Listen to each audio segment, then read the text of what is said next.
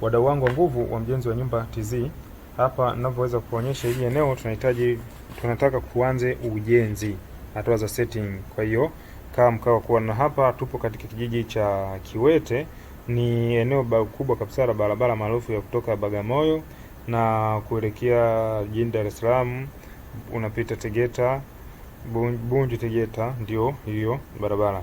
Kwa hiyo hili sehemu ndio ambapo ujenzi utafanyika kama unaweza kuiona, na tulimaliza kazi ya kuseti na tulivyoweza kupiga profile tukafunga hizo kamba kama unavyoweza kuziona. Nimeruka baadhi ya vipengele kidogo ili kuhakikisha video haiwi ndefu sana.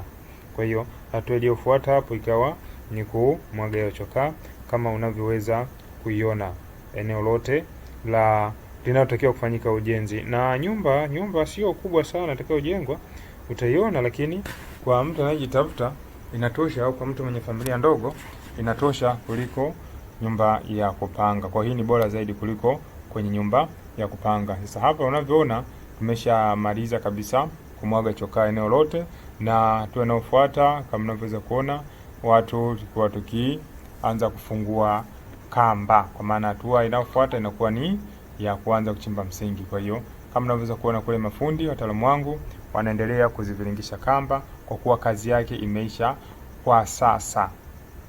Hatua iliyofuata baada ya hapo, nadhani wewe mwenyewe unaiona, tukaanza kuchimba msingi.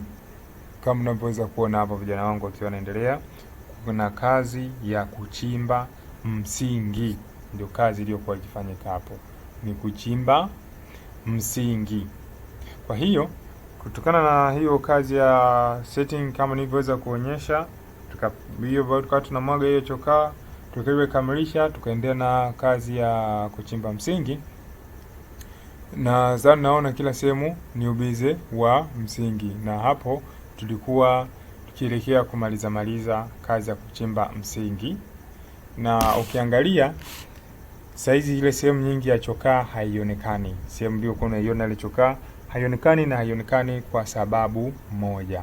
Haionekani chokaa kwa sababu moja, kwa sababu zile sehemu zote tulizokuwa tumwaga chokaa ndio sehemu ambapo tumeweza kuchimba msingi ili tuweze kuanza kazi ya ujenzi. Tumechimba msingi sehemu zote ili tuweze kuanza kazi ya ujenzi, na kwa sasa eneo lote kama mnavyoliona msingi wote umechimbwa, umekamilika.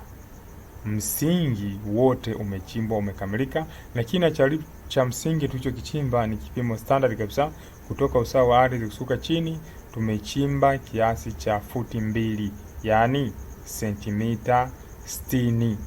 Na sasa hapo ndipo ambapo tumeanza kazi ya ujenzi. Kama vile unavyoona wewe mwenyewe hapo, ujenzi umeanza. Ni msimu wa mvua, kwa hiyo usione kuna maji hivi, ni msimu wa mvua. Changamoto za mvua zimekuwa ni kubwa, kwa hiyo muda mwingine hata picha zinakuwa zitoki vizuri kwa sababu ya hali ya hewa. Mvua ni kubwa kwa sababu ni msimu wa mvua, ni msimu wa mwezi wa 4 wa mwaka huu wa 2025. Kwa hiyo haya maeneo kanda yote ya Pwani, Dar es Salaam yote kumekuwa na mvua kubwa sana, ndio maana unaona changamoto kama hiyo, hali kama unavyoweza kuiona. Ila pamoja na kuwa na mvua haikuweza kutuzuia sisi kufanya kazi. Naona inazidi kuendelea, mafundi wanachakalika na wapo faster, mafundi wanaenda na kazi yao vizuri. Hii ni nyumba, ngoja nieleze kidogo. Sio nyumba kubwa sana, ni nyumba ambayo inatumia tofali 1800.